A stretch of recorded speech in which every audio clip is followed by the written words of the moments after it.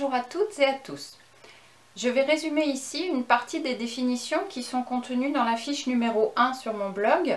La fiche contient des définitions de chercheurs beaucoup plus détaillées et en plus grand nombre. Donc vous pouvez vous y référer aussi si besoin. Alors, première définition, apprendre à lire. Apprendre à lire, c'est apprendre à identifier des mots écrits, notamment grâce aux conversions graphème-phonème, mais aussi comprendre le sens de ce qui est lu. Deuxième définition, le code alphabétique. Le code alphabétique, il est propre à chaque langue et c'est l'ensemble des correspondances graphème-phonème et de leurs combinaisons.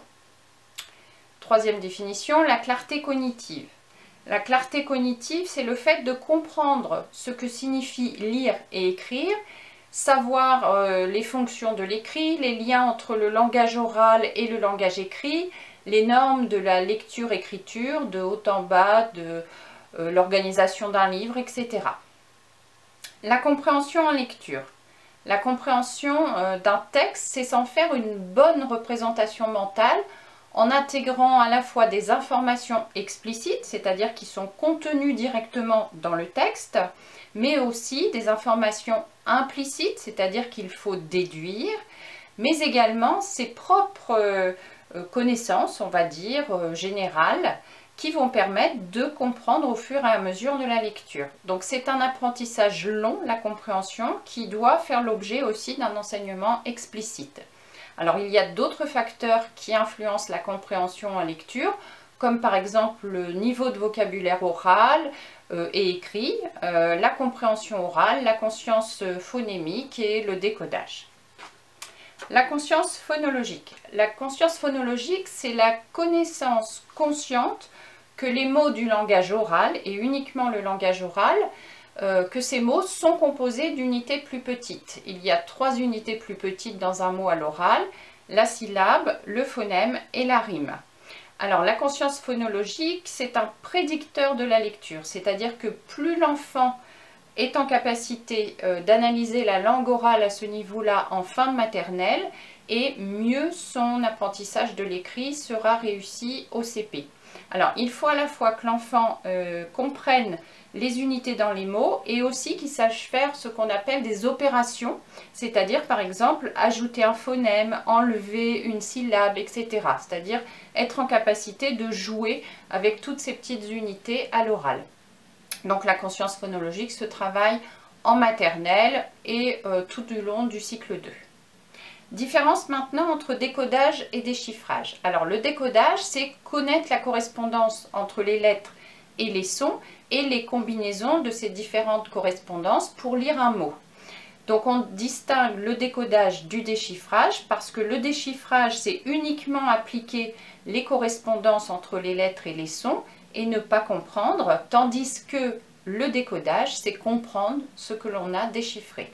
Donc par exemple, on peut déchiffrer des pseudo-mots, mais on ne peut décoder que des mots qui existent réellement. La fluidité en lecture. La fluidité en lecture, c'est lire rapidement, mais avec exactitude, afin de comprendre un texte. Donc c'est quelque chose qui s'entraîne et c'est le but de la lecture. Une inférence maintenant. Alors une inférence, c'est à la fois un processus de liaison entre plusieurs éléments d'un texte, mais aussi une information nouvelle qui est produite et qui n'est pas écrite directement dans le texte, mais que le lecteur peut déduire. Donc les inférences sont très importantes à la compréhension d'un texte et elles doivent faire l'objet d'un travail spécifique à l'écrit, mais aussi à l'oral dès la maternelle. Donc une inférence, c'est à la fois un processus et une information. Je vous donne un exemple. Un journal date du 19 décembre 2019 et il relate l'accident de voiture de Monsieur Durand qui est survenu la veille. Les élèves doivent pouvoir donner la date exacte de l'accident de Monsieur Durand alors que le texte ne fournit pas explicitement l'information, mais on a la date du journal. Qu'est-ce qu'une langue transparente? Une langue est dite transparente lorsque le nombre de phonèmes et le nombre de graphèmes sont assez proches. C'est le cas par exemple de l'italien où il y a 25 phonèmes pour 35 graphèmes. Donc comme c'est assez proche, on dit que c'est une langue transparente. Tandis qu'une langue non transparente, qu'on appelle aussi une langue opaque, c'est lorsque le nombre de graphèmes et de phonèmes ne correspondent pas du tout. Donc c'est le cas du français. nous avons 35 ou 36 phonèmes pour 190 graphèmes, mais c'est surtout le cas de l'anglais avec plus de 42 phonèmes pour 1135 graphèmes. Les lettres. Alors les lettres, ça peut paraître basique, mais les lettres de l'alphabet ont 3 valeurs et ces valeurs sont importantes à connaître pour les enfants dès la maternelle pour également réussir l'apprentissage de la lecture au CP. C'est également un prédicteur. Donc les lettres ont 3 valeurs. Première valeur, le nom, comment s'appelle une lettre, le son, quelquefois les sons que produit une lettre, et puis la graphie, et en français, la graphie, c'est l'écriture cursive. La littératie. Pour la littératie, je vous donne la définition de l'OCDE en 2000. Donc c'est l'aptitude à comprendre et à utiliser l'information écrite dans la vie courante, à la maison, au travail et dans la collectivité, en vue d'atteindre des buts personnels et d'étendre ses connaissances et ses capacités. Les prédicteurs de la lecture, je vous en ai cité quelques-uns, ce sont des connaissances automatisées qui, maîtrisées en fin de maternelle, vont optimiser l'apprentissage de la lecture au CP. Les 2 plus connus sont la conscience phonologique et la connaissance des lettres. Le principe alphabétique. Le principe alphabétique, pour apprendre à lire, l'enfant doit comprendre ce principe alphabétique qui consiste à faire le lien entre des unités phonologiques à l'oral et puis des unités graphiques à l'écrit. Alors on a presque terminé. Qu'est-ce qu'un pseudomot? Alors un pseudomot, c'est un mot inventé qui n'existe pas en français, mais par contre qui respecte les suites de lettres qui existent en français. Par exemple, un chavon, qui commence comme chaton, qui se termine comme savon. Donc c'est un pseudomot.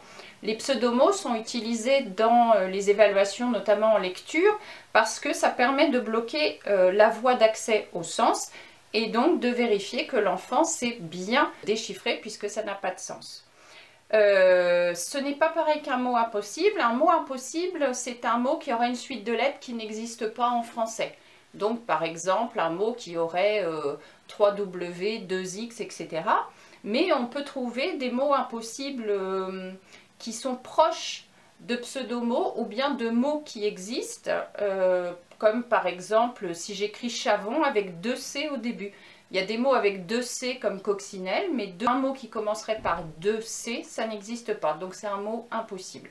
Et certains mots impossibles ne peuvent absolument pas se prononcer puisqu'on ne sait pas comment on prononce une suite de lettres qui n'existerait pas en français.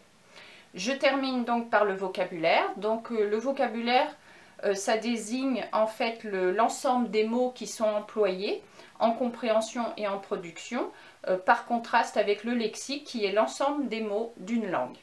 Voilà, c'est tout pour aujourd'hui. À très bientôt.